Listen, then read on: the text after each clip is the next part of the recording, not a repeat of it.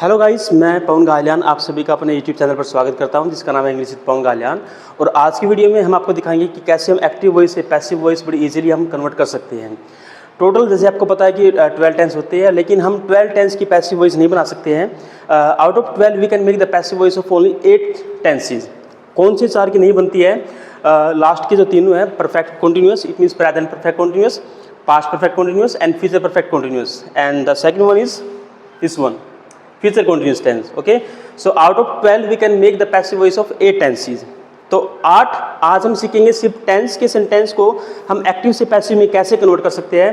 आपकी नॉलेज के लिए मैं बता देता हूँ कि टेंस के सेंटेंस ही एक्टिव वॉइस के सेंटेंस होते हैं। एक्टिव वॉइस कोई सेपरेटली कोई टॉपिक नहीं है, ठीक है। Tense sentences are called active voice sentences. लेकिन एक्टिव से पैसिव में कन्वर्ट कैसे करना, बड़ी कन्फ्यूजन होती है बच्चों को एग्जाम में, ठीक है। ये टॉपिक थोड़ा सा इनकी काफ़ी कॉम्प्लिकेटेड बन जाता है क्योंकि यहाँ पर बहुत सारे रूल्स होती है, like present, past, future. Active में हेल्पिंग वर्ब कुछ और है, पैसिव में कुछ और है। लेकिन मैं आपको एक ऐसी ट्रिक बताऊंगा कि आपको अपना आंसर क्वेश्चन के अंदर ही मिल जाएगा, ठीक है। आपका जो आंसर है वो क्वेश्चन में ही छिपा हुआ है।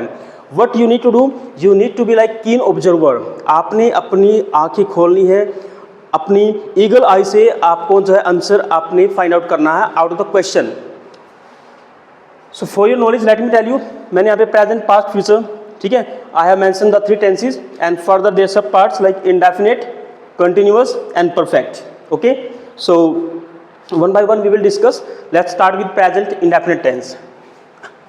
Present indefinite tense जैसे कि आप सभी को पता है, स्टार्टिंग में हम सब्जेक्ट लगाते हैं, बाद में हम ऑब्जेक्ट लगाते हैं। वो चीज़ मैं बार बार मेंशन नहीं करूँगा, that is common for every tenses, ठीक है।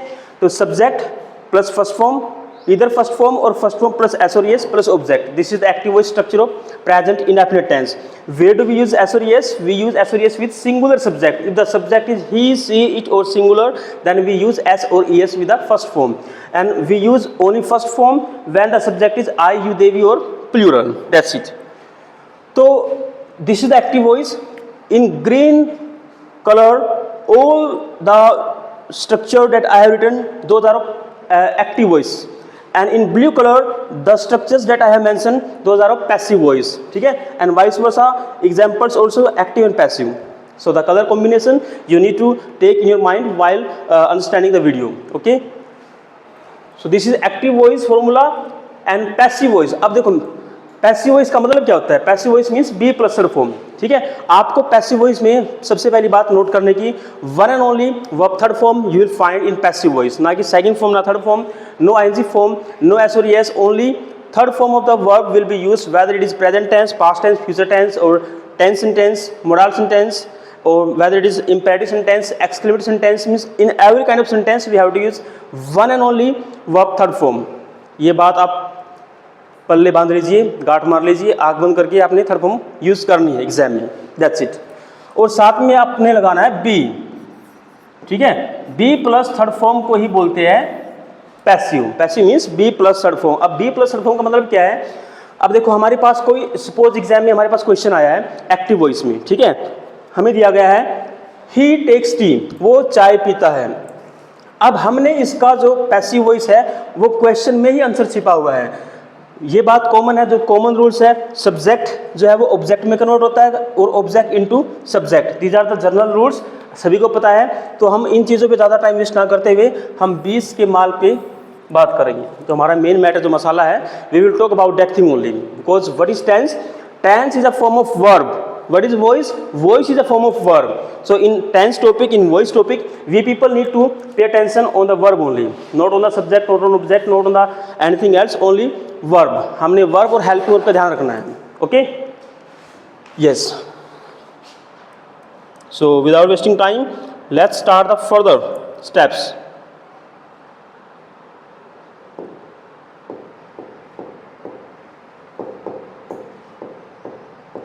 ओके, तो this is active voice formula, first form और एस और एस। और पैसिव वॉइस में जिस सबसे पहले आप समझ लीजिए आंसर कैसे निकालना है।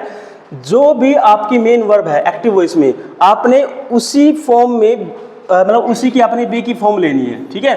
फर्स्ट फॉर्म है तो बी की फर्स्ट फॉर्म क्या होती है? Is am are, be means is am are, ठीक है। बी वॉज बीन होता है, बी वॉज बीन, ठीक है। और बी से हमारा मतलब होता है इज एम आर, ठीक है। तो जिस भी फॉर्म में मेन वर्ब होगी एक्टिव वॉइस में, उसी फॉर्म में हमने बी की फॉर्म लेनी है, बी की हमने सेम फॉर्म लेनी है जो हमारी एक्टिव वॉइस के अंदर। अब यहाँ पे फर्स्ट फॉर्म है मेन वर्ब, तो बी की first form is am are, और पैसिव में हमें पता we use only third form in passive voice, one and only. तो वर्ब फर्स्ट फॉर्म और verb first form plus associates into is am are plus third form. Let's understand with the help of the example. He takes tea, वह चाय पीता है, passive voice, उसके द्वारा चाय P जाती है, हिंदी ऐसे बनती है। तो मैंने आपको पिछली वीडियो में एक फॉर्मूला बताया था, मैंने आपको एक फनी ट्रिक बताई थी एक्टिव वॉइस की पैसिव वॉइस की। Active voice formula, active voice trick was सबो, सब्जेक्ट वर्ब ऑब्जेक्ट, सबो SVO, and passive voice formula, the passive voice trick was ओ हट बस, O for object, S for helping verb, T for third form, B for by and S for subject. तो हमारी वही trick यहाँ पे भी काम कर रही है, ठीक है। तो आप उसका भी ध्यान रख सकते हो, और साथ में आपने इस 20 वाले मसाले का बिल्कुल अच्छे से ध्यान रखना है, और ये मसाला आपके क्वेश्चन में ही छिपा हुआ है, ओके। तो फर्स्ट फॉर्म है एक्टिव वॉइस में, तो बी की first form is am are plus third form, he takes tea, tea first form, तो B first form is, tea is singular, जो भी हमारा ऑब्जेक्ट इज लगाना है, एम लगाना है, आर लगाना है, that depends on the object, ठीक है। टी सिंगुलर है तो टी इज टेकन, ठीक है, we use third form only, tea is taken by him, is am are plus third form, is am are plus third form, main thing is this, ठीक है। आगे subject, पीछे object, bye plus subject, ठीक है, वो सभी में आता है, that's common for everyone. Next, after present indefinite tense, past indefinite tense. Past indefinite में सभी को पता है we use second form in active voice, और पैसिव वॉइस में क्वेश्चन में ही आंसर है, निकाल लो। You people just write first, then I will let you know. तो V2, तो B की हमने सेम लेनी है सेकंड फॉर्म। B की सेकंड फॉर्म क्या होती है? B वॉज, ठीक है। तो was were plus third form, तो second form into was were plus third form, क्योंकि थर्ड फॉर्म कहाँ से आई? पैसिव वॉइस में तो थर्ड फॉर्म हमने लगानी ही है, चाहे एक्टिव में सेकंड है, फर्स्ट है, ING है, कुछ भी है। In passive voice one and only third form we have to use. Are you getting friends? Yes, sir. Sure? Yes, sir. Okay. So my dear friends and my students, next talking about future indefinite tense, ठीक है, present indefinite, past indefinite we have covered, next is future indefinite tense. In future indefinite tense सभी को पता है we use will plus first form, ठीक है, shall, either shall or will plus first form we use, shall with IV and with will all subjects except INV, ठीक है। तो active voice हमारे पास है, पैसिव में हमने कन्वर्ट करना है, ठीक है। तो पैसिव में कन्वर्ट करने का हमें क्या फॉर्मूला यूज करना है? Will plus first form, active, देखो again look at the trick, आपका जो आंसर क्वेश्चन में छिपा हुआ निकालना कैसे है। पहली बात तो इधर कोई हेल्पिंग वर्ब आई नहीं थी पॉजिटिव के अंदर, ठीक है, there was no helping verb, only main verb was there in active voice. Present indefinite first form थी, पास्ट इंडेफिनिट सेकंड फॉर्म थी, कोई हेल्पिंग वर्ब गिवन नहीं थी पॉजिटिव के अंदर। But here in future one helping verb is given, will plus first form. तो इस case में हमने क्या करना है? सबसे पहले हमने जो भी हेल्पिंग वर्ब एक्टिव वॉइस में गिवन है, एक हेल्पिंग वर्ब है, दो है, कितने भी हो, पहले हम उन हेल्पिंग वर्ब को एज इट इज लगाएंगे। तो विल है तो विल लगा दो एज इट इज।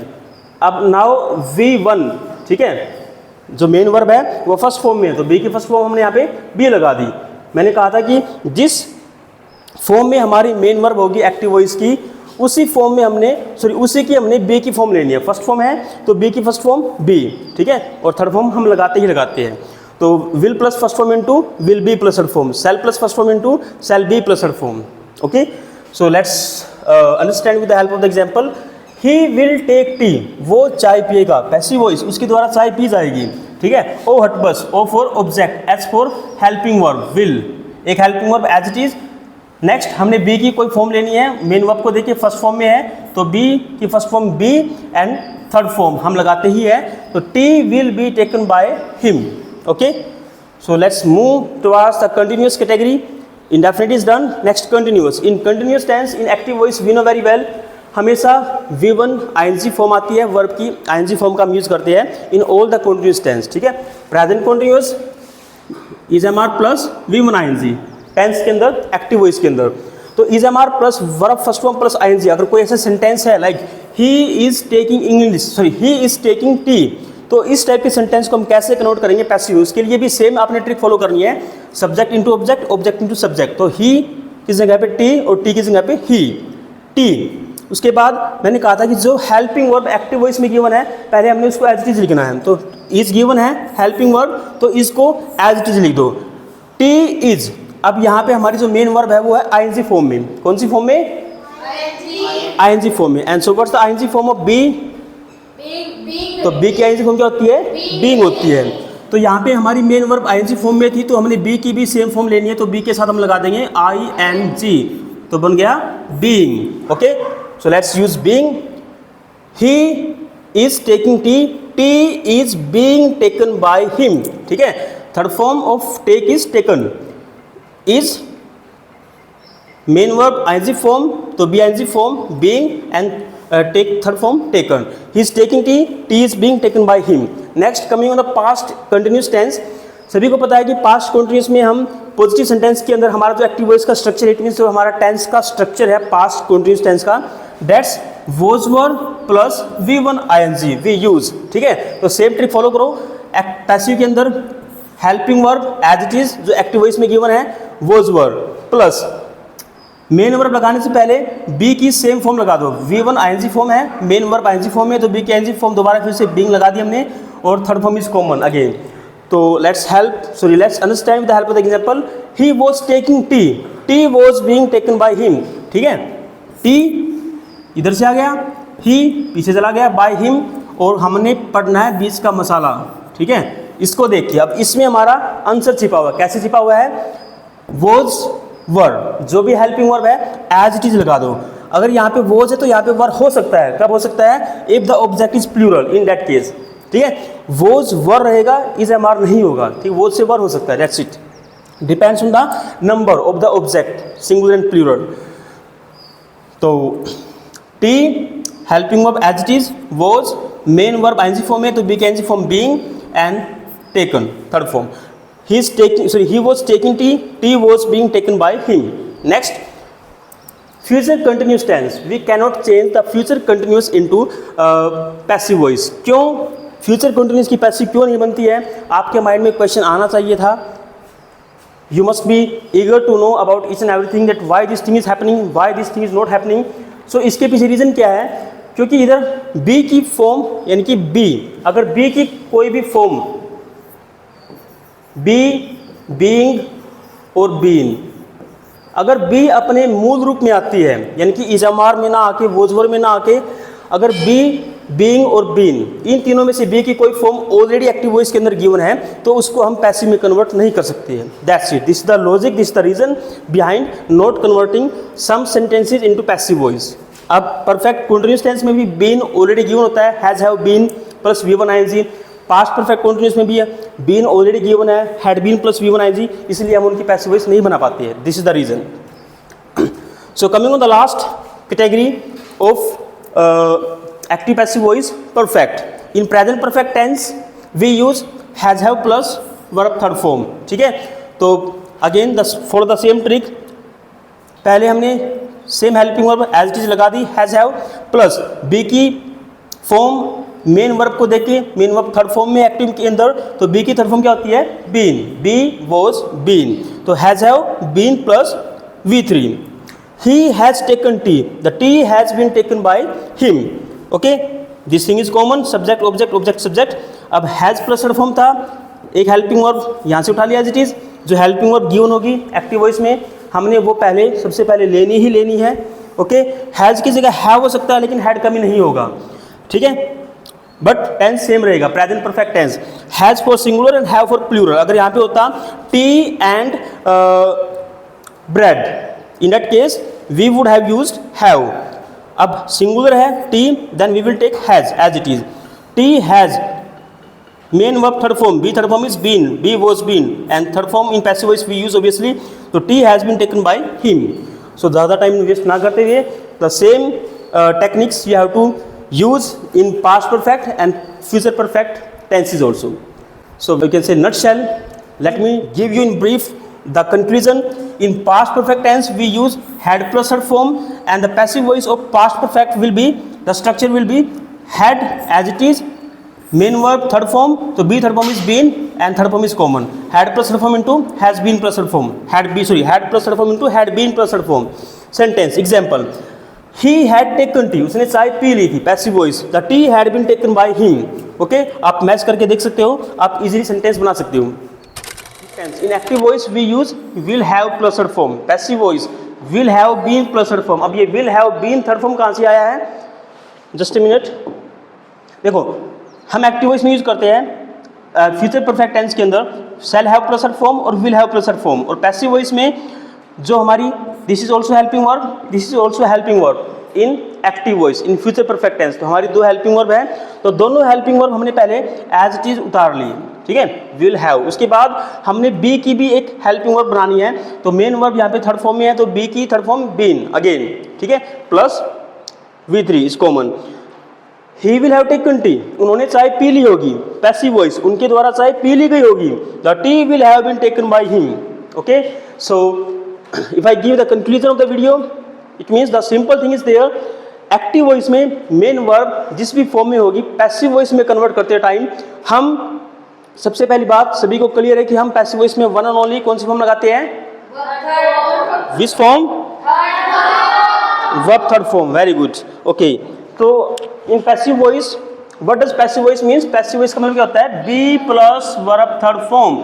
अब बी की फॉर्म कौन सी लेनी है? जो एक्टिव वॉइस में हमारी मेन वर्ब होगी. ठीक है, मेन वर्ब सेकंड फॉर्म है तो बी की second form was. Will plus first form है तो विल बी. ठीक है, is am are plus V one ING है तो is am are being. Being क्यों? क्योंकि मेन वर्ब आईएनजी फॉर्म में, तो बी के साथ आईएनजी लगा दिया being. Was verb V one ING, was verb being plus third form.